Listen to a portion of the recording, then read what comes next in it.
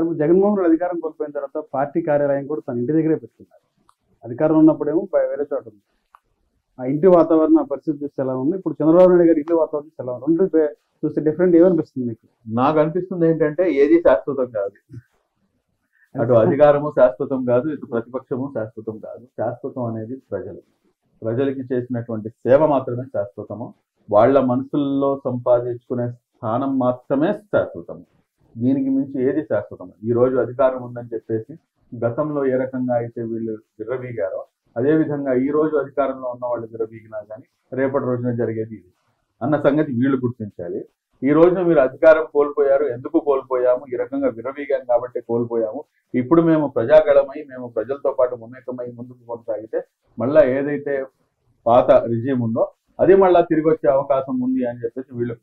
కాబట్టి అల్టిమేట్ గా ప్రజాస్వామ్యం, ఈ ప్రజాస్వామ్యం యొక్క గొప్పతనం ఇది. ఇది ప్రజల యొక్క గొప్పతనం ఏమంటారు, నాయకుల యొక్క గొప్పతనము లేకపోతే పొలిటికల్ పార్టీస్ యొక్క గొప్పతనం కాదు. ఇది ప్రజాస్వామ్యం గొప్పతనం. ఈ ప్రజాస్వామ్యంలో ఏదైతే ప్రజాస్వామ్య విలువలు ఉన్నాయో, ప్రజాస్వామ్య స్ఫూర్తి ఏదైతే ఉందో దాన్ని కాపాడాలి.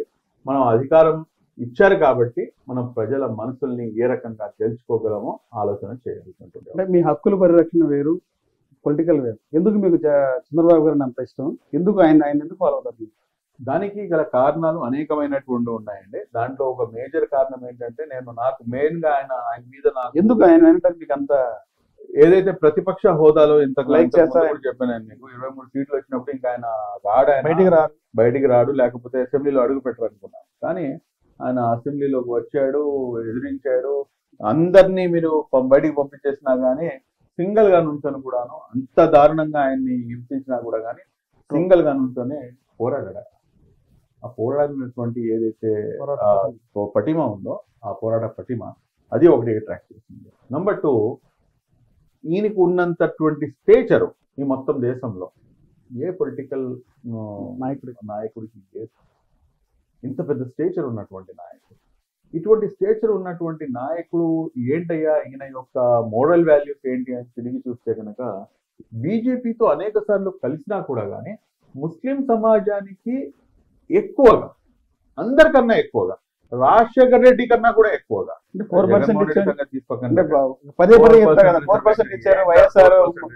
ముస్లిం ఈ రోజు అయితేనే పరిచారంటే అది వైఎస్ఆర్ వల్లే 4% చెప్పి పదే ట్రోల్ చేస్తారు.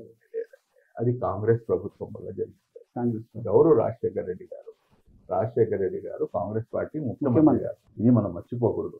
అసలు ఆ 4% రిజర్వేషన్ కి వైఎస్ జగన్మోహన్ రెడ్డి గారికి ఏంటంటే సంబంధం? అసలు మా నాయన ఇచ్చారు. దాన్ని ఏమైనా మీ నాయన అంటే మీ నాయన గొప్ప, లేకపోతే ఈ రాష్ట్ర ముఖ్యమంత్రి పార్టీ గొప్పనా? దాన్ని క్లెయిమ్ చేస్తే ఇప్పుడు కనీసం షర్మిలా గారు క్లెయిమ్ చేసినా కానీ అరే చెప్తుంది కరెక్ట్ అని చెప్పొచ్చు, అంతే కదండి. కాబట్టి ఆయన యొక్క ఇది ఏంటంటే ముస్లిం సమాజానికి అత్యధికంగా ప్రాధాన్యత ఇచ్చారు. ఆయనకి ఓట్లు వేయకపోయినా కానీ 2014లో 19 ఎన్నికల్లో ఆయనకి ఓట్లు వేయకపోయినా కూడా కానీ ఏ చిన్న సమస్య వచ్చినా కానీ ఆయనతో పాటు నిల్చున్నారు. అంటే 2014లో కూడా ఇప్పుడు పడినటువంటి రికార్డెడ్ స్థాయిలో ఓట్లు పడలేదు. అప్పుడు కూడా ఏంటంటే బీజేపీతో ఉన్నారని చెప్పేసి ఆ కారణంతోనే కాస్త గ్యాప్ వచ్చింది. కానీ 2014 నుంచి 2019 వరకు ఏ రకంగా అయితే ముస్లిం సమాజానికి అభివృద్ధి దిశకు పయనించాడో, గతంలో ఉమ్మడి రాష్ట్రం ఉన్నప్పుడు అసలు ఆయన చేసిన ఒక్కొక్కటి కాదు సార్. నిజంగా చెప్పాలంటే తెలుగుదేశం పార్టీ ఆయన చేసినటువంటి ఏదైతే కార్యక్రమాలు ఉన్నాయో, లేకపోతే అభివృద్ధి ఏదైతే ఉందో ముస్లిం సమాజానికి సంబంధించి దాన్ని జనాల్లోకి తీసుకెళ్లడంలో పూర్తిగా విఫలమయ్యారు. దాన్ని మేము ఛేదించి దాన్ని శోధించి మొత్తం బయటికి లాగి ఈ రోజున మీకు హైదరాబాద్ చిన్న ఎగ్జాంపుల్, హైదరాబాద్ గచ్చిబౌలిలో ఎకరం ఎంత ఉందన్న?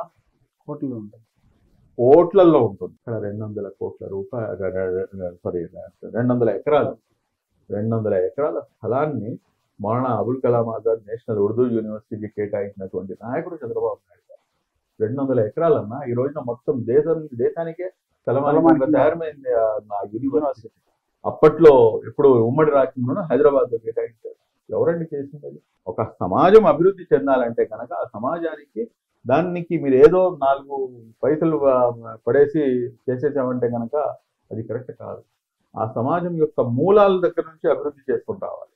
అదేవిధంగా ఈ రోజున షాదీఖానాల యొక్క సంస్కృతి రెండు తెలుగు రాష్ట్రాల్లో కూడా ఆ షాదీఖానాల నిర్మాణం మా నియోజకవర్గానికి ఒకటి ఉంటే సరిపోతుందంటే నో. మండల స్థాయిలో మీరు చూడండి, మండల స్థాయిలో ఎక్కడైతే ముస్లింల సాంద్రత ఎక్కువ ఉందో అక్కడ చూసి మీరు పెట్టండి అని చెప్పేసి అన్ని ఈ రోజున ఏదైతే మన విడిపోయిన తర్వాత ఆంధ్ర రాష్ట్రంలో ఎన్నైతే షాదీఖానాలు ఉన్నాయో ప్రతి ఒక్క షాదీఖానా కూడాను ఆయన నిర్మించిందే, చంద్రబాబు గారు ఇచ్చిందే. ఎన్నని చెప్పేసి సరే ఎన్డీఏ కూటమి 5 సంవత్సరాలు ఫుల్ఫిల్ గా కలిసి ఉంటుందంటారు ఉండాలి అని చెప్పేసి భావిద్దాం. మీరు ఎలా ఉందంటే శుభం పల్లె పెళ్లి కొడక అంటే అదే 14-19 లాస్ట్ లో వచ్చేసరికి ఎన్డీఏ కూటమి మధ్య గ్యాప్ వచ్చింది, రాష్ట్రానికి సంబంధించిన నిధులు కూడా రావడం కూడా కొంత జాప్యం జరిగింది. చూడండి సార్, ఈ ఇప్పుడు టోటల్ గా కేంద్ర రాష్ట్ర గవర్నమెంట్ కూడా ఎన్డీఏ గవర్నమెంట్ ఫామ్ అయ్యింది. సమాజంలో ఒక మనిషికి ఉండే సంబంధాలు దేనిపై ఆధారపడి ఉంటాయి చెప్పండి నాకు. అదేంటంటే నేను రాజకీయం గురించి అడుగుతుండే అడుగుతారేంటి అన్నారు. నమ్మకం అనేది నమ్మకము, లేదంటే గనక నీ వల్ల నాకేంటి ఉపయోగము, నా వల్ల నీకేంటి ఉపయోగము అన్న దానిపై ఆధారపడి ఉంటాయి. ఒక మనిషికి ఉన్న సంబంధాలే దానిపై ఆధారపడి ఉంటే కనుక రాజకీయ పార్టీలో రాష్ట్ర అభివృద్ధి చెందాలంటే అవునండి. ఇప్పుడు ఉన్నంత వరకు ఇప్పుడు ఉన్న సిచ్యువేషన్ అలాంటిది కాబట్టి ఇప్పుడు చూడండి, ఇప్పుడు మీరు నంబర్ 2 ఎవరు మనకి దేశంలో? నంబర్ 1 మోదీ గారు. నంబర్ 2 అనగానే ఎవరైనా కానీ అమిత్ షా గారు. నేను మీకు ఛాలెంజ్ చేసి చెప్తాను, మీరు వెరిఫై చేసుకోండి. Number 2 is our honourable CM mister Nara Chandrababu Naidu. ఇది ఆయన యొక్క స్టేచర్. నేను నెట్టేశాడు వెనక్కి. ఈ రోజున ఇక్కడ ఏదో రకంగా ఇక్కడ అంటే గతంలో ఏ రకంగా ఏడిపించారు, ఏం చేశారు అదంతా తెలిసిందే. కానీ పొలిటికల్ కంపల్షన్స్ అని చెప్పొచ్చు, అంటే రాజకీయ అవసరాలు మొత్తానికి కూటమిగా ఏర్పడినాయి. బట్ బాగానే నడుస్తుంది. సో ఇక్కడ ఈ రాజకీయ అవసరాలు ఏంటంటే ఏ రకంగా ఉంటాయో, ఎప్పుడు అవి మారుతాయో, ఎప్పుడు అది ఏ రకంగా ఉంటాయో ఎవరికి తెలియదు. కాబట్టి రేపటి రోజున ఏంటి అనేది వద్దండి, ఇవాళ ఎలా ఉంది అనేది మనం ఆలోచన చేద్దాం. బట్ డెఫినెట్ గా ఏంటంటే ఇవాళ ఉన్న స్నేహితులు రేపు శత్రువులుగా మారరు అని చెప్పేసి గ్యారంటీ అని లేరు. ఈ రోజు ఉన్నటువంటి శత్రువులు రేపు మిత్రులుగా మారరు అని చెప్పేసి అయితే కనుక అసలు ఇక్కడ కూడా లేదు. నాకైతే ఒక కోరిక ఉంది, నా గురించి నాకు ఎటువంటి కోరిక లేదు. కానీ ఈ వ్యక్తి ఏంటంటే మన నారా చంద్రబాబు నాయుడు గారు దేశానికి పరిపాలించేటటువంటి స్టేచర్ ఉన్నటువంటి, కాబట్టి ఆయన్ని ఈ దేశానికి ప్రధానమంత్రిగా చూడాలని చెప్పేసి నా యొక్క కోరిక. అంటే భవిష్యత్తులో సీఎం ఎవరు ఉంటారు? చంద్రబాబు గారు ప్రధానికి వెళ్తే పవన్ కళ్యాణ్ గారు, నారా లోకేష్ అంటారు.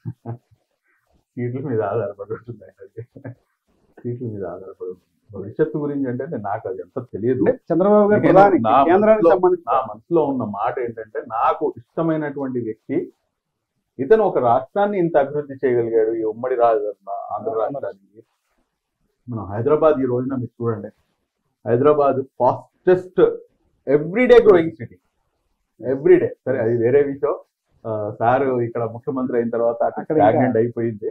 ఎందుకంటే ఆయనకు ఉన్నటువంటి ఇక్కడ ఈయన ఉన్నాడంటే ఖచ్చితంగా ఇక్కడే అభివృద్ధి ఎక్కువగా ఉంటుందనేది పెట్టుబడిదారుల్లో ఉన్నటువంటి నమ్మకం. అది నమ్మకం. దానికి ఉదాహరణ మొన్న వరద బాధితుల సహాయార్థంలో అది ఎంత క్రిస్టల్ క్లియర్ గా అర్థమైపోయింది. చూడండి, ఇంతకుముందు ఎప్పుడైనా చూసాము మనం ఆ రకంగా జనాలు తీసుకొస్తే ఏంటన్నట్లు. సో ఈ రాష్ట్రానికి ఇంత అభివృద్ధి చేసినటువంటి వ్యక్తి ఇదే దేశం వైపు కనుక, ఎందుకంటే అది దాని తోడు ఏంటంటే ఇది స్టేట్స్ మ్యాన్. ఆయనకి ఏంటంటే ఈ మతం ఆ మతం, ఈ కులం ఆ కులం లేదు, పని రాక్షసాయన. ఆయనకి కావాల్సింది ఏంటంటే ఎలా, హౌ, దీన్ని ఏ రకంగా దీనికి మనం ముందుకు తీసుకెళ్తారు. ప్రతి దాంట్లో కూడా టెక్నాలజీని, ఐటీని, దాని తర్వాత ఒక రకంగా ఏంటంటే ఇన్నోవేటివ్ థాట్స్ ని ఆయన తీసుకొచ్చి దాంట్లో పెట్టే ప్రయత్నం. ఇటువంటి వ్యక్తి కనుక ఒక్కసారి అవకాశం దొరికితే ఏమవుతుందంటే ఈ మొత్తం దేశానికి ఒక దిక్సూచిలాగా ఆయన యొక్క థాట్ ప్రాసెస్ మనకు వస్తుందేమో అని చెప్పేసి నా యొక్క ఆశ. బట్ ఆయన అది ఫుల్ఫిల్ చేస్తారా లేదో దేవుడు అనుకుంటే కనుక ఏదైనా కానీ సాధ్యమైతే కాదు.